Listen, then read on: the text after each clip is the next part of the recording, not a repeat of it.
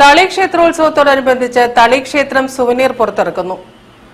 വാഗർഥ എന്ന souvenir September 14-ന് Goa governor PS Sreedharan Pillai പ്രകാശനം ചെയ്യും. മാതൃഭൂമി മാനേജിംഗ് എഡിറ്റർ PV ചന്ദ്രൻ സുവനീർ ഏറ്റുവാങ്ങും.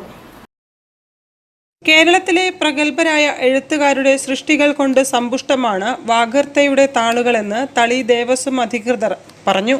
സ്വാമി Chidanandapuri, Adhyatmananda Saraswati, PS Sreedharan Pillai, KC Narayanan, MN Karassery, doctor KK Muhammad, Malayathappunni, PR Nathan, doctor KN Kurup, PK Gopi, Kavalam Sreekumar, AKB Nair, doctor VV Haridas, doctor Rajendu, advocate KP Ramachandran, KG Raghunath, doctor Vasishth തുടങ്ങിയ പ്രശസ്തരാണ് വാഗർത്തയുടെ താളുകൾക്ക് അർത്ഥഭംഗി പകർത്തുന്നത്.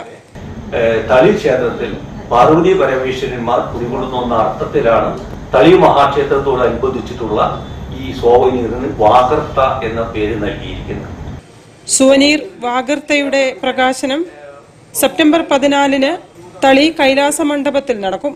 Goa governor PS Sreedharan Pillai പ്രകാശനം നിർവഹിക്കും. Mathrubhumi managing editor PV ചന്ദ്രൻ souvenir ഏറ്റുവാങ്ങും. ഇതോടനുബന്ധിച്ച് തളി ക്ഷേത്രോത്സവ കമ്മിറ്റിയുടെ ആഭിമുഖ്യത്തിൽ ഡിസംബർ 1-ന് നടത്തുന്ന ലക്ഷദ്വീപത്തിന്റെ കൂപ്പൺ വിതരണോദ്ഘാടനവും നടക്കും. ആദ്യ കൂപ്പണുകൾ മുഖ്യരക്ഷാധികാരി ശ്രീകുമാർ കോറമത്ത് ഏറ്റുവാങ്ങും. തുടർന്ന് വിവിധ കലാപരിപാടികളും ഉണ്ടാകും. ഇത്തവണ ഒരു പ്രത്യേകത, ഇതുവരെയുള്ള ലക്ഷദ്വീപത്തിലെ എല്ലാ വർഷങ്ങളും ചെയ്യുന്നതാണെങ്കിലും അത് എണ്ണ കൊണ്ടായിരുന്നു, പക്ഷെ ഇത്തവണ അത് നെയ് ഉപയോഗിച്ചിട്ടാണ്.